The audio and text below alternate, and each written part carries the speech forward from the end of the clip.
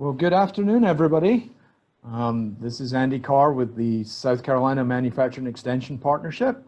I'm the Senior Vice President of Operations here at SCMEP and sitting in our headquarters in Greenville. I'd like to welcome you all to today's presentations. Thank you for registering and thank you for your interest in it. Very excited to be able to introduce to you our partners at MEU today and a very, very good, very timely, informative, and value-added presentation that they have for us. And we'll be sharing returning to work safely, efficiently, and profitably, which I think is very, very much top of everybody's mind right now, particularly those of us in the manufacturing and serving the manufacturing community. So thank you for being here. What I would like to do is cover a few housekeeping rules. We will be allowing time for questions at the end of the presentation. I would ask that you submit your questions through the chat feature in the Zoom meeting here. I've placed you all on mute as you came in here. We'd like to keep it that way so that we can allow the presentation to flow. But we will take those questions at the end via the chat feature. We'll read them out and we'll ask for the appropriate person from the MEU team to respond to them. The other thing we would ask you to do is also keep your video turned off. Couple of reasons for that. It eats up a lot of bandwidth, and we do have a lot of people on this webinar today. So it eats up a lot of bandwidth, and I don't know about you, but I've seen more of people's the inside of their houses in the last 5 weeks than I ever care to. I mean, no offense, but we don't want to do that. And then the third thing is, you really don't want to see me either. I'm no oil painting, so stick with the voice at this point. That's my recommendation. So please keep muted, keep your video turned off, and submit your questions via the chat feature. Okay. So, Trad, can you move us on to the next slide, please? What I'd like to do is give you just a little bit of an overview over SCMEP, who we are and what we do. We're a 501c3. We're part of the nationwide network of MEP centers, and our focus is the help and assistance and global competitiveness of the state's small and medium-sized manufacturers. So any manufacturer with 500 employees or less, that is our focus. The system has been around since 1989, and South Carolina MEP was one of the first three. So we've over 30 years serving the manufacturing community here in South Carolina. We're a 501c3 not-for-profit.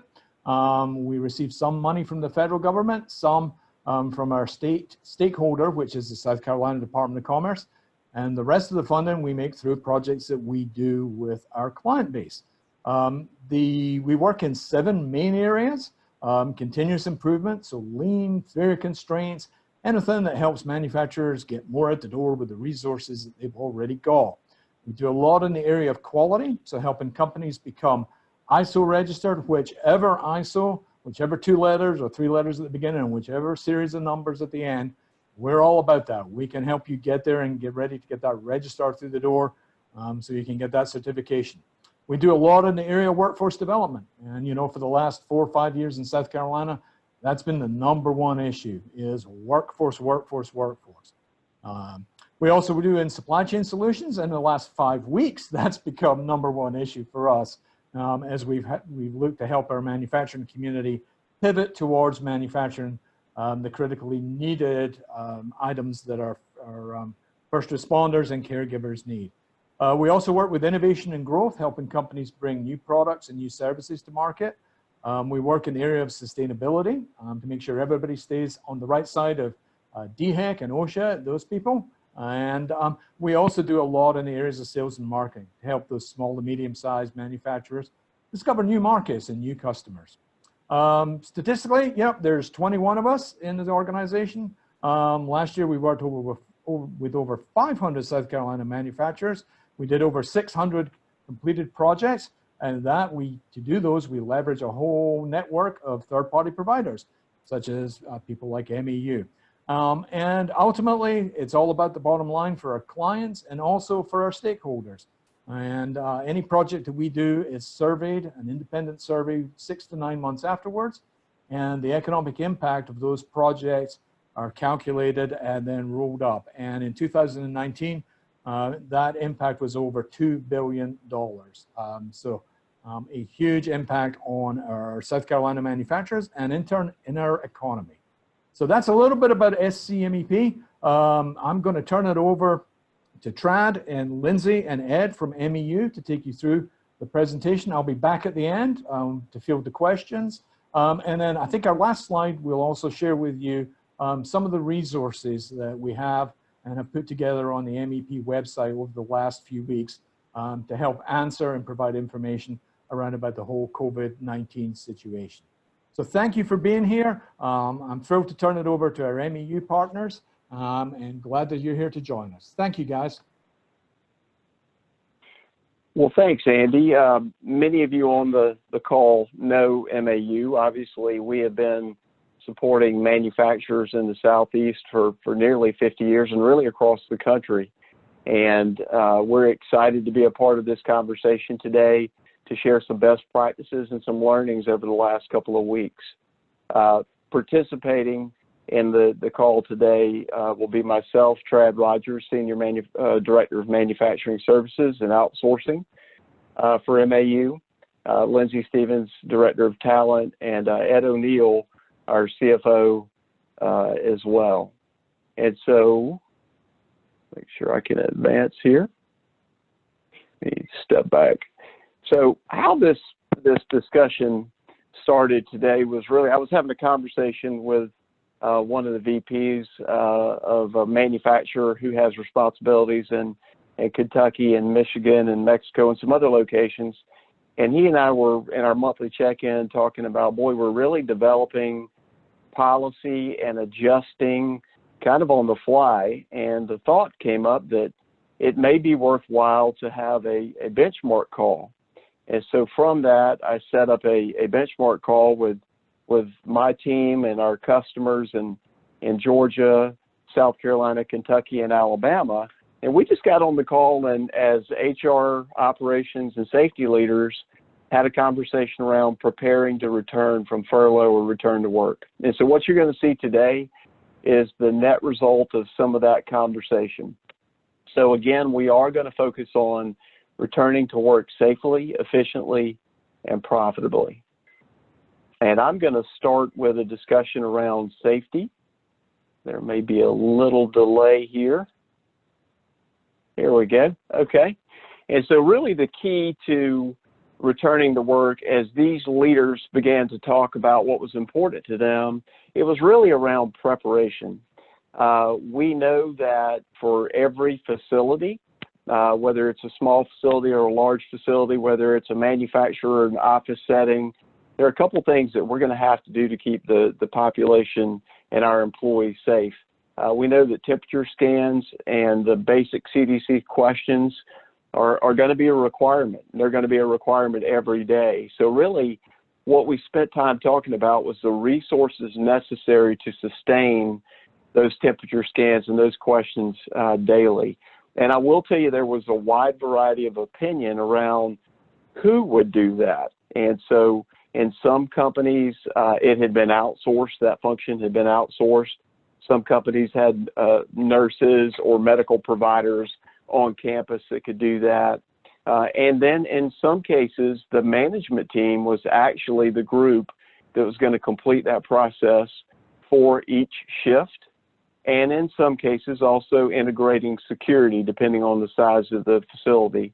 One additional point that came out of that was, we think we have a plan for how we're going to manage that daily, but how are we going to handle those employees that are 20 minutes late due to a train or a flat tire or the typical things that could happen? So in many cases, the companies were still working through that and thinking through how they're going to designate kind of that holdover leader daily that can handle those employees that don't make that window. Another item that was critical in the conversation was just around entry and exit points. Over here, I hope you can see my cursor moving. There's a little visual that shows green and red arrows. And this was really a major part of the discussion, is that we have got to have a very clear plan for how employees will enter the building. We've got to be able to communicate that and set up a situation in which social distancing can be maintained, that we've got enough tables or resources to handle the volume. So whether you're bringing 20 people in a given day or you're bringing 220 people in, we've got to have enough resources there and a clear footprint for how to do that.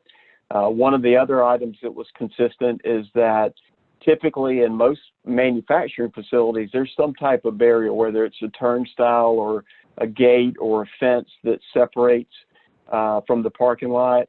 And just about every manufacturer said, you know, we're opening the door, so we will not have a turnstile or a knob or anything that employees are touching. We're literally going to open the doors so that they can go through our screening stations and move directly in. So controlling entry and exit points, having a free access, so no common touch areas. And then in most cases, companies were staggering start times, so shift start times. So they were really building that based off of how many schedules they had in the facility and how many employees were coming in. And then one item that has come up more than a couple of times is around timekeeping. So as you increase the number of entry and exit locations, you've got to have a way to capture time. And unfortunately, one of the leaders on the call with us that day said, boy, we've got a real problem, because our clocking system, you have to touch it in order for the employees to capture their time. So they were moving away from that and coming up with different solutions. In this particular model, in this building, we're installing an additional clock, so there's an easy way for employees to enter, to keep their distance, to prevent congestion, and also to be able to hit the clock on the way in and the way out without there being any congestion. We know that capturing the basic questions around your symptoms and travel and so forth is going to be required.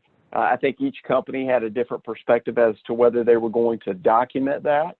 So that has to be calculated into the amount of time it takes per employee to get them into your building. Some companies, I think we're also working on an app that is going to allow our employees to screen in advance of reporting, and I know other companies are doing the same thing.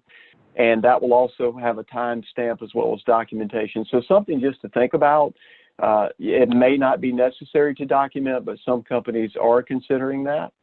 Also, it's important to think about, as you complete those temperature scans, having clarity around what your target is for not admitting an employee, and then having very clear talking points for if someone, for example, is over 100.4, exactly how will you handle that with confidentiality and with discretion, and meanwhile being ready to give them instruction as to what will happen next. So just some preparation needs to be taken there, and the team that is really onboarding those folks as they come back in needs to be ready for that.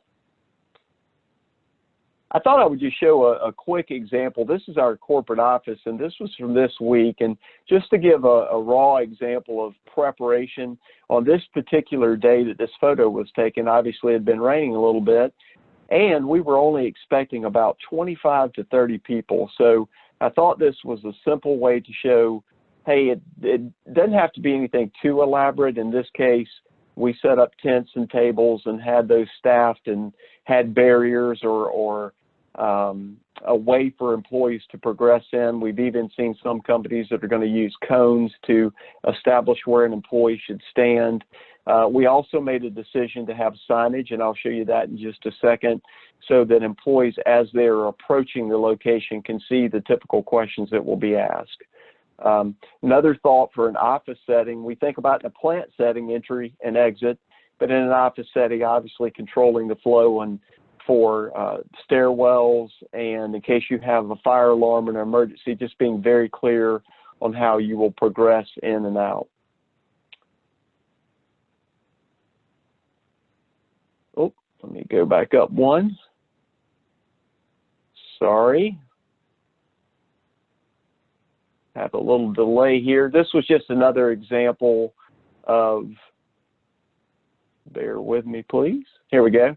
Of just exactly what I talked about before, whether you've got those posted in advance or in the line, just what are you going to ask, preparing your team. So whether you're choosing to use a medical provider or someone within your team to make sure they have the correct PPE. Also for making sure those temperature scans are completed and you have a method for how you're going to issue PPE, whether you're going to do that on the floor, in the facility, in the building, or actually at the screening location. So something just to think about. The other part is within our company, we made a decision to have a little tutorial in our learning format to just remind employees, if you are being cross-trained to do a temperature scan, what are some of the things you need to check prior to start? And what are just some of the basics for how you use that? And so just in case you choose not to outsource it, just some minor prep for training and not to assume that everyone knows how to use a scanner. Jumping back into preparing, I thought this was a good map to use. One of our customers kind of shared this, is be thinking about your parking arrangements. We may well be asking employees to enter the building in a different path than they normally enter. And so part of what we talked about with this customer is, as we're calling employees back, really that welcome back packet is preparing them for where will you park, how will you enter, and how is this different than norm, just so they are prepared for how they will enter and exit prior to their first day reporting back. Another area that's obviously been a major conversation is common area management. Many of the folks that were on the phone with us were talking about, we're going to take advantage of some breezeways or open air courtyards that we might have. If the weather is good, we're going to station picnic tables. We will certainly define where you can and cannot sit. We will post signage around the maximum number of employees that can be stationed in that area, making it very clear where chairs are, how many people can be in the area, and limiting access. One thing about this photograph that I thought was a great example is in this particular break room, they had established the standards on each table that was located across from an open space, and they had also staged some of the cleaning materials by table that employees could use for either wiping down tabletops or chairs on the way in or way out. So just preparing for that to allow employees some control. Every manufacturer that was on the call that day had a very different approach for how they were going to clean those areas, whether it was for a common area like a drink machine, if they were using their janitorial service for increased cleaning, or whether the employees were taking part in that. It varied greatly, but they had very clear plans for how to manage that capacity. One item that we really started to have a lot of dialogue around was, how do we integrate all of these into solutions that make sense for a facility? Obviously, we were focused on manufacturing, and so we started talking about what companies are doing to sequence these events. And so we have one customer that we are actually an outsourced provider at that facility, and we talked about how we're going to integrate our reporting plan and our production and our cleaning plan. So I'm going to share that with you very rapidly. One of the items that we know is that the normal production plan is just not going to be feasible. So we set up a plan to have a 1-hour cleaning period at the end of shift. And so we're going to sequence that together with those employees that are going to report. So we will have a particular department report at a given time. They will report for their temperature scan. They will then progress into the facility. Their coworkers will already be cleaning the equipment in the area that they're reporting to. And as they report to that cleaned area, they will not necessarily have a handoff with their coworker. They will report to an area that we will have a tag, pre-shift, toolbox, whatever you call your pre-shift meeting. There will be designated locations on the floor. So we will not go into a team room or a conference room. We'll be open air on the floor. You'll stand at that particular location. And then we're going to flow our leadership as we know that those employees are reporting. We will have a leader flow to that area with a mobile SQDC board, and that leader will go over safety, quality, delivery for the last 24 and the next 12, and we'll talk about what's expected from a safety and quality perspective and productivity perspective for that shift. And then as the next group has completed their scan, they will then flow in to their department, and this leader will flow over to that department to conduct those SQDCs. So they will be very personal, and it will prevent mass team meetings, which is what we typically have in a lot of those environments. Also, a couple of things that we learned in that conversation is that in those SQDC meetings, most of our customers, as well as us, were setting up stations with cleaning materials and cleaning protocols, so the employees will be very clear on what to clean, when to clean, and how to clean.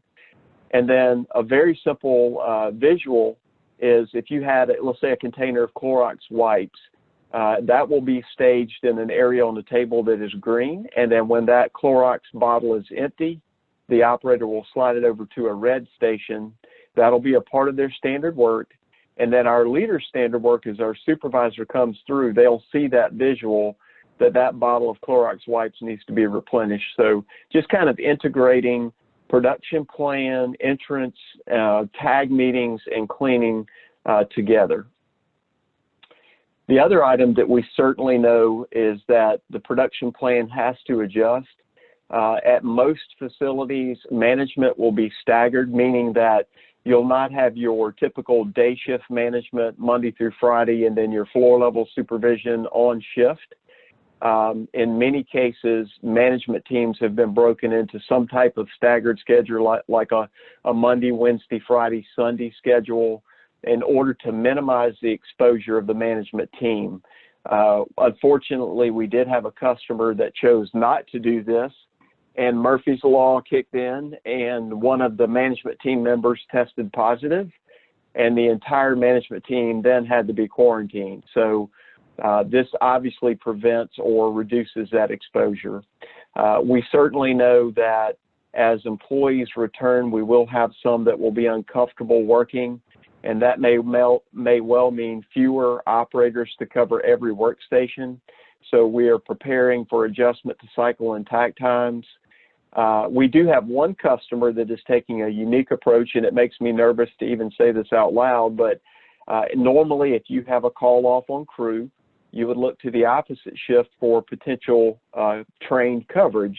And we've made a decision in that facility along with the customer that we will not call coverage in, and we'll run short. And then as a leadership team, we will prioritize what equipment we'll run during that 8 or 12-hour shift. So that's a unique, not every plant has that luxury or can afford to do that, but that's a unique perspective. And then obviously we will have dedicated cleaning time during shift, which I have talked about. So I thought it would be worthwhile. We shared some pics with each other after this call was over to just share some simple solutions that might work in your facility and they may not. I'll start with this handle here, and you think, well, why would you show a door handle? This is an exterior door that must stay shut, and so this particular company made a decision to change the handle from a knob or a handle that you have to turn to a stationary knob. So this allows the entrant to use their wrist or forearm or to put a barrier between the handles. So it just makes it much easier to enter. So I thought that was kind of a cool idea. One of the other simple ideas, especially for an assembly line, is how are you going to separate to maintain social distancing? So what you see here is a high-tech shower curtain from Walmart that has been installed to create barriers between locations. There's another one that's just outside of the frame here that you can't see. And then we've also placed tape on the floor that shows the distance between workstations. Again, another example of that.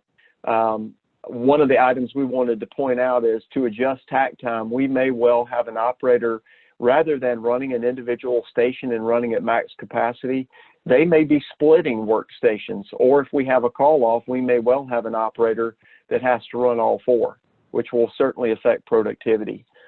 One item that I thought was pretty cool, if we had a fire or an emergency evacuation, How do you easily know how to get out of a poly shower there? You've got to have this tape. This is almost your window or your indicator where to slide that open. This is an example of a shared break room. And what was interesting about this is the customer said, hey, we only have one sink in this break room for employees to wash hands. And so since we're not storing lunches and not putting things away, it's far too easy for us just to pull a couple of water lines off, and we're going to install some additional sinks so that we don't have a backup or an issue with social distancing with hand washing within the break area. So thought that was an interesting concept. These are a couple more permanent solutions outside of shower curtains or other barriers. In this case, it just wasn't practical to install that. The flow of parts runs in this direction from front to back, and so the customer installed more of a more permanent polyglass sneeze or cough guard, and they put obviously the hazard tape in to identify these changes. Not only are they doing this, obviously the employees will be wearing dust or mask and gloves, but they're also going to add an additional layer.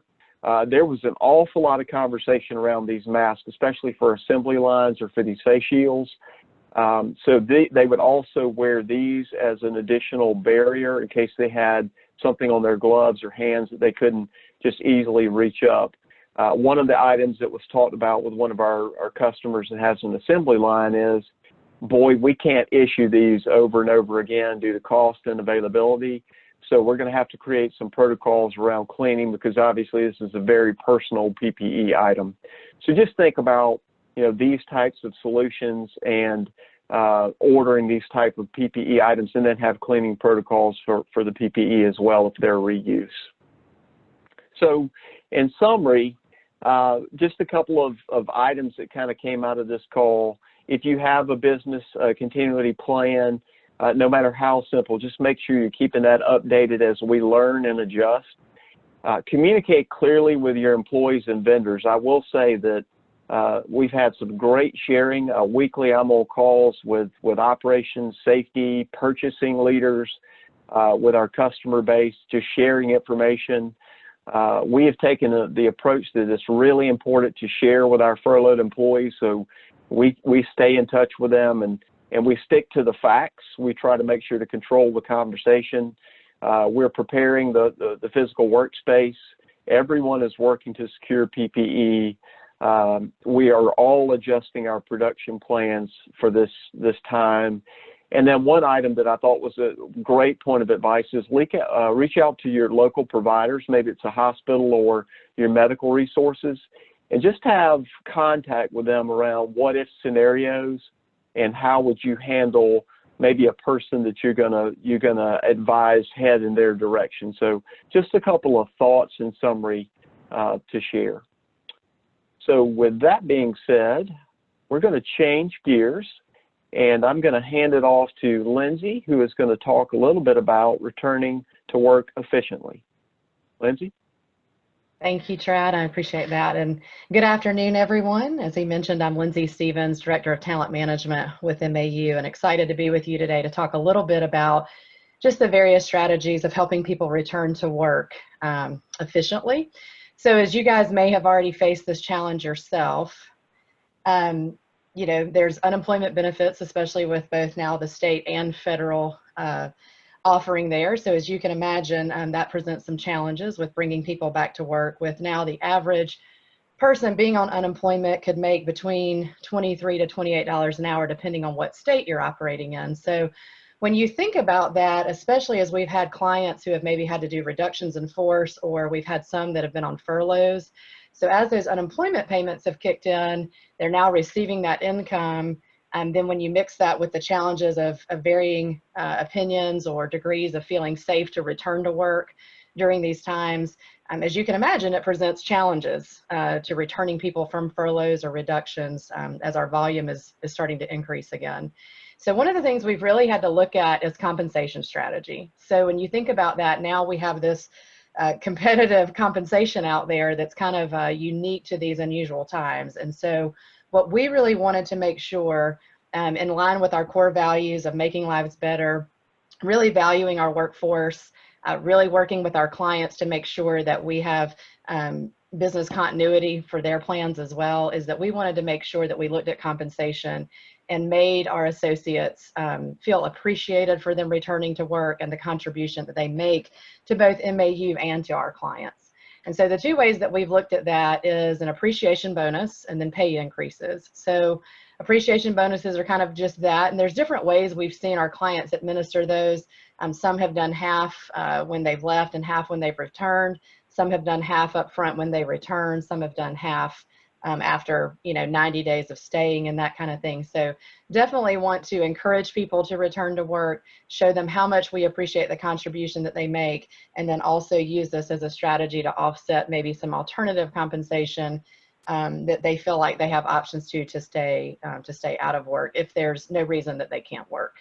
In addition to that would be pay increases. So we have seen some who have done either permanent pay increases or temporary pay increases for a 3 to 6 month window over the course of this time while that federal benefit is out there. Just again, to really encourage people who can work safely, who don't have any health concerns, really to return to work and continue to contribute to our economy and to a productive workforce and ultimately to our and our clients' success. So Trad, with that too, I think if you could maybe speak to some of the specific clients you've worked with and the great success you've seen with this comp strategy approach. Yeah, sure thing. So one of the greatest anxieties of any operations leader or manufacturing leader or any of us in general is just the return on investment and training that we have in all of our team members, and some of the anxiety around folks coming back so that we've got our maximum cross-training potential. So we had many customers that have not returned, but we have had several that have, and I'd like to share with you, we had one customer that chose prior to the furlough to share that they would have a bonus, and it was half at the furlough and then half when you return. And so just to share statistically what were the results, so the data is that 98% of the employees that were aware of this, or 98% of our workforce, and at this particular facility it was around 100 employees returned.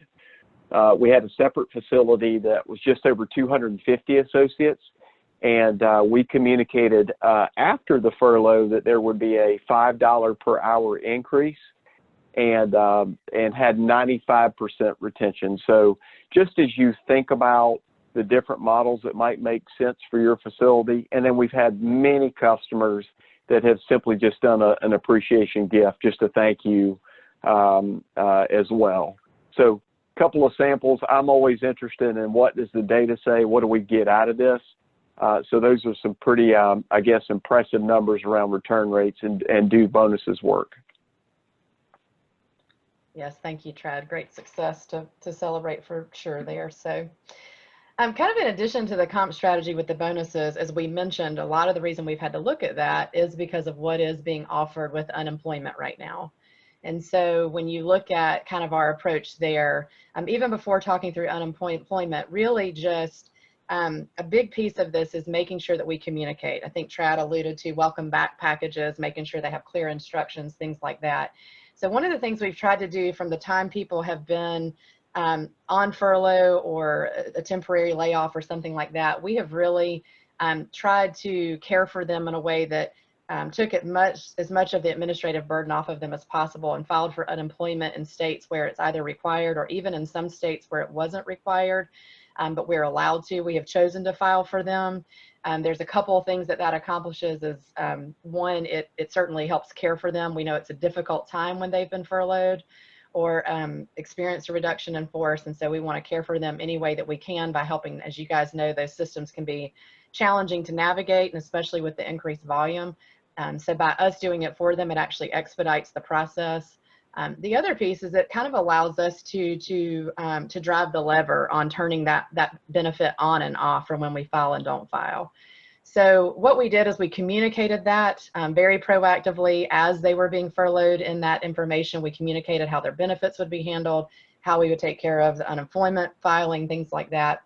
And then a big piece is we've really tried to proactively stay in touch with our workforce, make sure that we communicate with them on a weekly basis.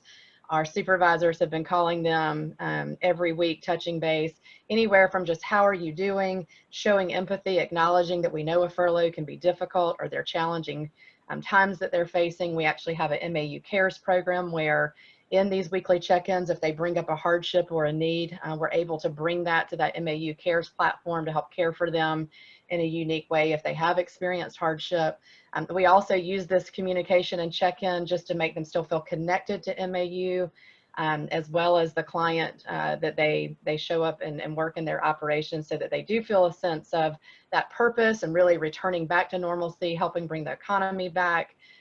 Just expressing appreciation for the work that they do, and then just also addressing any concerns or fears that they have. Safety is on people's mind right now, which was a big point of this whole presentation, was around really just communicating to them what we're doing to ensure their safety as they return to work, and then what those practices are so that they're not blindsided the first day when they get their temperature checked and things like that. So we really are doing those proactive check-ins to create a sense of just connectedness, but then also just ensuring that they're informed and that they feel safe to return to work efficiently, productively, and safely. And then kind of the last piece with that, as I mentioned about us filing for unemployment, again, genuinely because we want to care for them and try to reduce or expedite that as much as we can for them. But in addition to that, it does allow us the opportunity when the operations do start back. So when work returns at one of our clients and they're back from a furlough, then basically what we've communicated to the employees is that we would no longer file at that point because operations have resumed. Work is available to them. If they don't have a specific COVID sickness that prevents them from returning to work, we would discontinue filing. And basically what this helps with is that it helps encourage returning to work, because essentially if they aren't able to return to work or they choose not to because they are appreciating those unemployment benefits, is that basically it now stops that claim and puts it back into their hands to start a new claim and kind of start the process over. And as you guys know, that can be challenging sometimes and delay the funds as well. So ultimately, those are the ways we're trying to help them through the unemployment process, get on that benefit to help them, but then also remove that benefit when work is available. The last piece that we don't have time to cover, but I just want to make sure you guys are thinking through it as well, as we think about the HR services that we offer at MAU. A lot of the questions we've gotten from some of our clients is thinking about your policies. And so just want to make sure we don't have time to cover that today, but just want you to be thinking about your policies as well. A lot of companies are looking at changing FMLA as people are having to stay home with children who are out of school, looking at things like work from home policy, absenteeism, and things like that. So if you haven't thought about that already, don't hesitate to reach out to resources that you have. We're certainly happy to be a resource to you, but definitely want to put that bug in your ear as well to evaluate as people return to work what policies may need to change. So with that, I want to go ahead and turn it over to Ed O'Neill, our CFO, who's going to talk about returning to work profitably.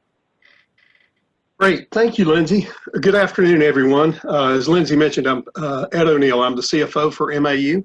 And I want to thank each of you for joining us today. Thank you, SCMEP, for giving us the opportunity to speak to you. The first comment I would mention is really not a financial comment, and it's been echoed by Trad and Lindsay as well. And that message is the most important thing we have to share with you today really is all about safety. If you were to Google MAU's core values, you'd find out that our #1 core value is live safety.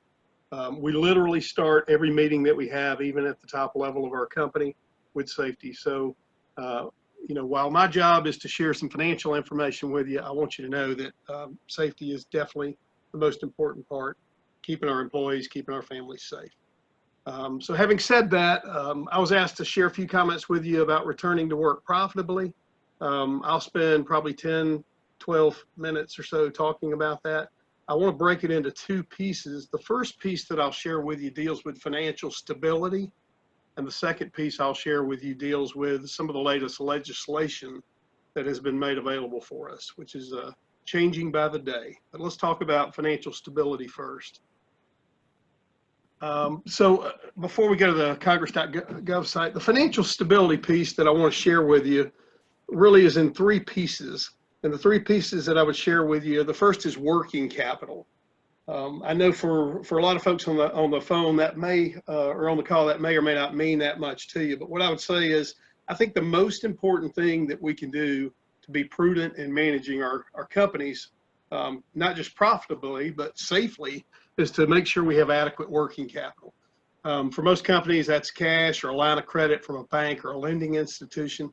I mean, the reality for our companies is, if we don't have sufficient working capital, we not only can we not pay our people, but we can't purchase raw materials or pay the vendors that support us. So it's really important that we shore up the working capital for our company, not just to meet the current needs, but the future needs that are, are going to be required of us. So spend a tremendous amount of time analyzing not just your immediate needs, but your future needs for working capital, and make sure you have a game plan to solidify that.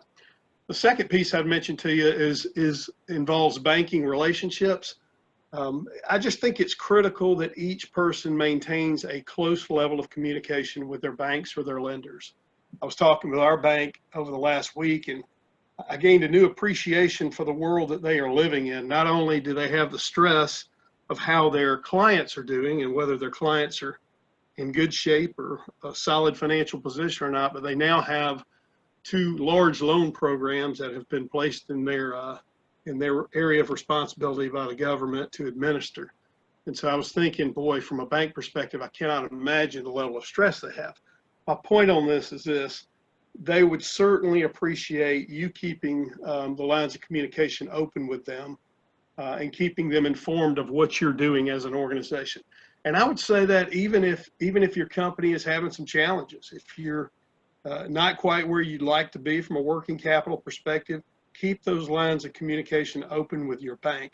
They may have some tools, they may have some additional things available for you that were not available back in the earlier part of the year. And I'll touch on a couple of those in just a little bit when we get to the legislation.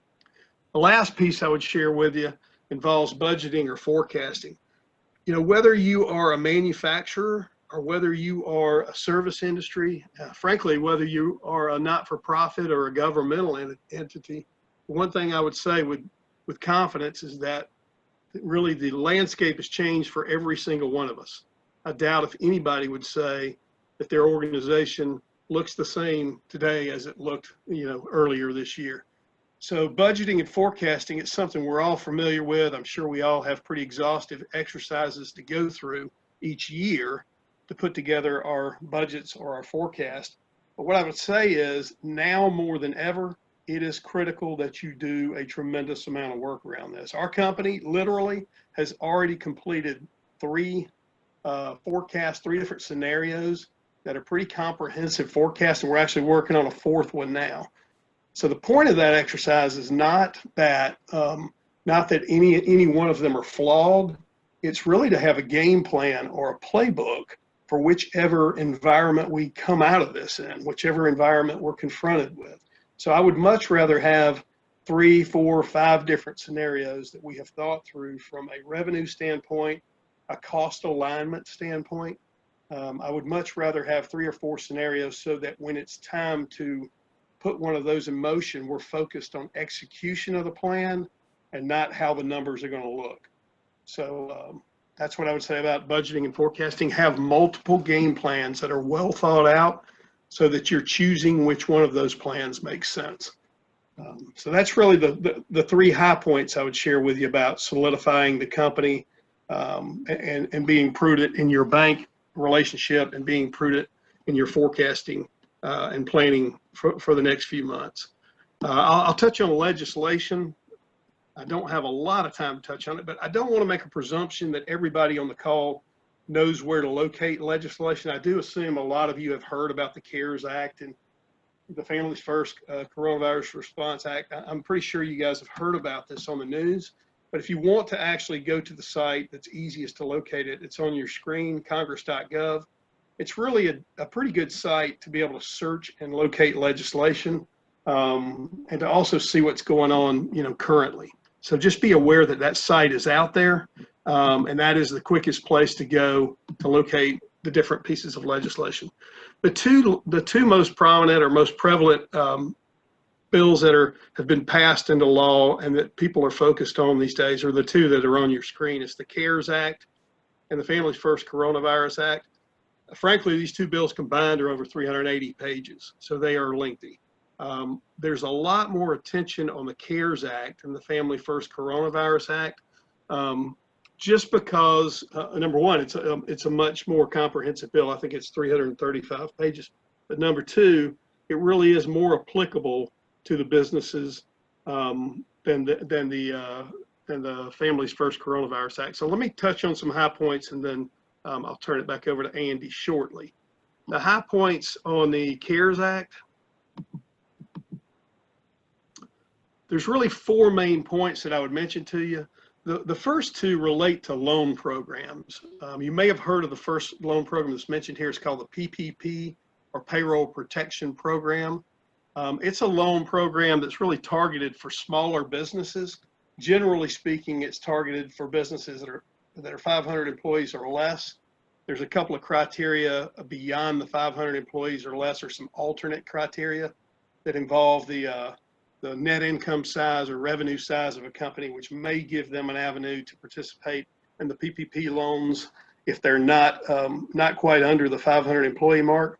It's a program that initially was funded by, I think, $349 billion, and subsequently funded with an additional $310 billion. If you were to Google most recent conversation from Jerome Powell, he would tell you that the $310 billion is available, but he says they will not run out of funding. So it will be interesting to see how much more money is placed into not just the PPP loans, but also the Main Street loans. The Main Street loan, if you were to Google that and take a look at it, literally the criteria changed since I woke up this morning. I got up, I Googled it, I said, are there any changes? And the criteria for the Main Street loan program has changed within hours of this conversation. It was originally available for people who had up to 10,000 employees. I think that's now increased to 15,000 employees. The minimum loan size was previously $1 million, and I think they've reduced that requirement down to $500,000. And then also the criteria to be able to participate in that loan program, there's been multiple changes related to that as well. They've even changed how the interest will be calculated on the program. So it's moving and changing by the day, by the minute. So I would encourage you to go out there and take a look at it and see if it's applicable for you. The Main Street loan program is actually not in motion yet. The word is it will begin shortly. So both of these programs should be available should you need working capital added to what you have. The latter 2 points here are the points that are getting the most attention. Employee retention credit is the one that's getting probably the most attention, and it's basically a credit that allows up to 50% of $10,000 or $5,000, if you think about it that way, per employee for what they deem as qualified wages. Qualified wages has two different definitions. One definition is applicable to organizations of 100 people or less, and one definition is applicable to organizations with 100 employees or more. So I'll just tell you briefly, the 100 employees or more qualified wages essentially is wages that are paid to employees while they're not performing service. That's element number one. If they're basically not working but are receiving some form of compensation, that is deemed as qualified wages, and that's eligible for a 50% up to $10,000 tax credit. The second piece of the employee retention credit that's available is if you provided benefits, if you incurred cost or provided benefits to employees at the cost of the employer, and you provided those benefits while the employees were not working, that also qualifies. Your cost or your investment in that also qualifies for the employee retention credit. I will mention that if you participate in the PPP loan program, you're not eligible for the employee retention credit. You can't take both. So you can either take out a PPP loan or participate in the employee retention credit, one or the other. The last one I'll mention, which is getting a lot of attention from businesses as well, it's essentially an interest-free loan. What I mean by that is it gives employers the opportunity to defer the payment of Social Security taxes that are the employer's taxes. So whether you realize it or not, the employer has to also place FICA and Medicare taxes on your behalf with the federal government via an EFTPS deposit. The frequency depends on the size of your business, but they are matching your FICA and Medicare contributions every time that yours are sent in. And what this deferred payment of Social Security tax program has done, it's allowed employers to defer the payment of those taxes.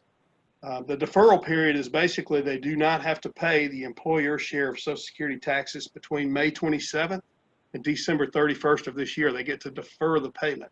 So if you think about it, it really does serve as an interest-free loan. They ultimately do have to pay that money. It's divided up 50% by the end of 2021 and 50% by the end of 2022. So that gives working capital to some of the businesses to be able to take care of expenses and have liquidity throughout the remainder of this year. It actually provides some liquidity if you think about it into 2021 and 2022. So I think I'll wrap up there and turn it back over to Andy for questions. You know, we're available if you have questions and want to reach out to us. Andy will, I think the SCMEP will be sharing our contact information. There's so much to cover here in these pieces of legislation, but I'm more than happy to help if you have any questions or if we can do that. So Andy, if it's okay with you, I'll turn it back over to you for Q&A. Okay, all right.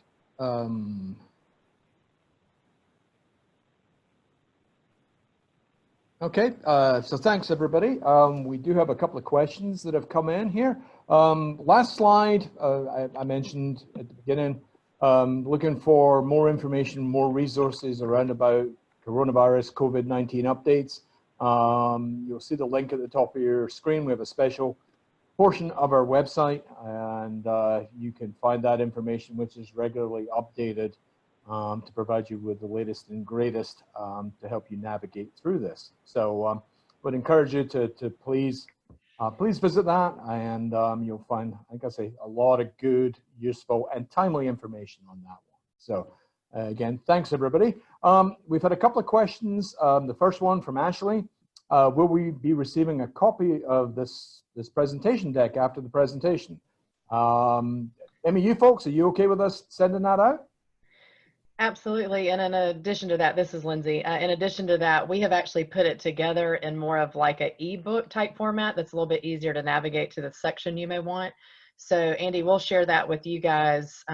It's the best practice ebook, and then you can distribute it to everyone who attended. Perfect. Perfect. Yeah, thank you, Lindsay. And I think if we could, if it's not in the ebook, if you could also provide your contact information, we'll make sure that goes out in the email as well. So thank you.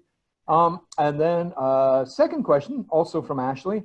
Can you give insights to the variables for your 3 to 4 scenarios for budget forecasting? Be happy to do that. So it mainly involves, for us, since we are in the business of providing, you know, labor and supporting companies, for us, it basically is scenarios that involve different volume levels. So if your specific company produces a product or whatever service it is that you provide, it would involve different levels, different revenue scenarios, different volume scenarios. If you're a producer of goods, it would be, for you, it would be a scenario involving different productivity levels. And so in doing that, what we're doing is we're creating scenarios that say if our revenue level or production level is A, B, or C, then our cost structure to properly support that and maintain profitability at an acceptable level is A, B, and C. So we're aligning different cost structures with different productivity levels.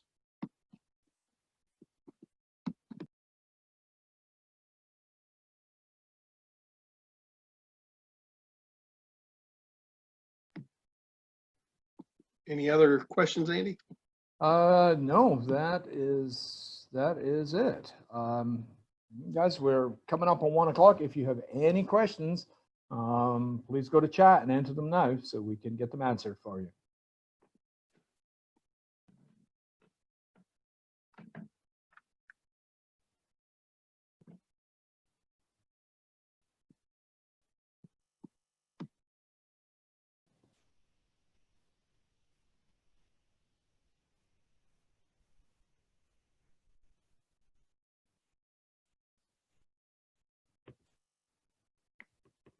Okay, one more question. This is from Ashley as well. Can you defer payment of ERSS tax if you take PPP loan? I believe the answer to that is yes, Andy. I will confirm that. Ashley, if you can email me separately, I'll confirm that for sure. I believe the answer on that is yes. Thank you. Okay.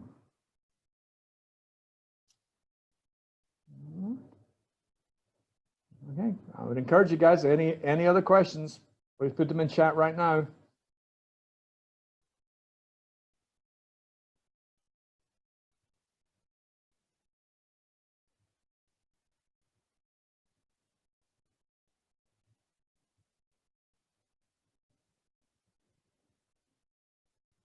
Okay, so we have another one here. This is from Larry. Once we begin calling employees back to work and they have official opportunities for full-time work, will the federal emergency unemployment subsidy terminate in line with the typical state unemployment benefits on the basis that the employee now has viable work available?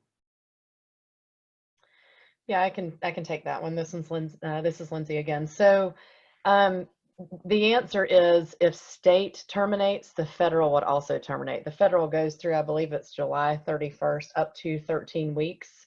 So as long as they're within that time frame of the 13 weeks or till the end of the run period at the end of July, if one terminates, the other would terminate. The way we understand it, it even says this on South Carolina's website, is if they're eligible for even $1 of state unemployment funds, then the federal 600 would kick in. So there's pros and cons to that, in that when work is available for an employee and they now see in many, in some cases they're making a higher hourly rate by staying on unemployment.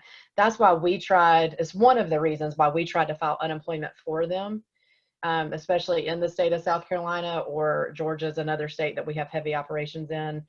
So that we could stop the filing and show that they have work. Now they can still choose on their own to file. So just because you have work available for them doesn't mean that they can't still try to file on their own, but it at least does now put the process and ownership on them.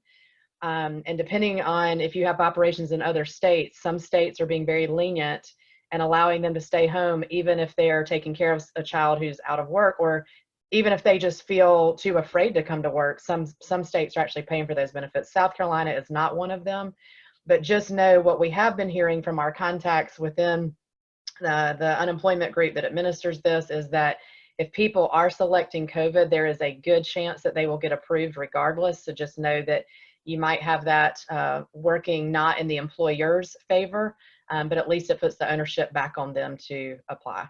The pro of that is you can actually have people work partial hours and still get unemployment benefits. So you can work that to your advantage for people that you need to do some work, but that you're also trying to help with your budget and furlough issues and things like that. Hey, Andy, this is Ed. I got a clarification on that question that came in before that. 2 points. One of them is the IRS site. If you go to the IRS site and Google either one of the acts, I mean, you can check on the acts, or you basically can Google the employment tax deposit deferral.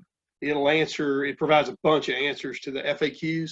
So if you go there, you can find out the answer. The answer that I have found on that question is you can defer Social Security taxes if you are a PPP loan recipient up until the point where that particular loan experiences some forgiveness. I didn't mention this, but the PPP loan, the reason it's in such high demand is because there is an element in that loan that provides for some forgiveness of the loan. Main Street loans don't provide for that, but the PPP loans do. And the IRS site says that you can defer payment of Social Security taxes until the point in which you actually are forgiven of some portion of that loan. So I would encourage you to go to the IRS site and do some searching around that subject, and there's some pretty clear direction provided. Okay, thank you. And one final question from Bill. Can we get a copy of this presentation? Yes, absolutely. We will be emailing this out in the form of an ebook. Okay, and another one come in from Tamara. With many distributors being low on PPEs, sanitizers, and cleaners, where can we look to get products in a timely manner as we begin to run low? I mean, honestly, we've had similar challenges, so I wouldn't say that we necessarily have a great channel to point you to there. Basically, what we've encouraged our operations to do is, especially if we anticipate this could come back, now that stocks are going to be increasing again because you have a lot of people switching over to make masks, go ahead and start proactively stocking up gradually and ordering when the supply comes back. In addition, we did work with our distributors to get masks and whatnot, but then in addition to that, we empowered all of our local operations to go out and purchase them in their local markets as they found them. Sometimes that would be easier than others. We also have tried creative channels like hand sanitizer coming from a marketing firm, for example. In fact, we actually had somebody who's normally a like trinket type provider, a CERSI provider. They were actually able to get us masks and hand sanitizer. So we are having to think creatively, not through maybe our normal distribution channels. I know I've seen where some companies have made their own, if you can get some of the chemicals for like hand sanitizer and whatnot. So I don't know that I have a great answer because we certainly had the same unique challenges that you guys have, but just try your local markets. Also, a lot of local people are making masks. It's a great way for you to support your local businesses that are small and maybe struggling, but it also gives you something to keep your workforce safe with those type masks as well. Thank you, Lindsay. Mm-hmm. Okay. Well, there's no more questions come in, and we're now past 1 o'clock. So I think at this point, I would just like to say thank you very much for the MEU team for a very informative, very value-added presentation. Thank you, guys. And then also to all our participants, thank you for being on there. We will follow up and we will get a copy of this presentation out to you in the next day or so. So thank you again for your interest. Thank you again for your attention. Please go on, enjoy the rest of your day, and be safe. Thank you.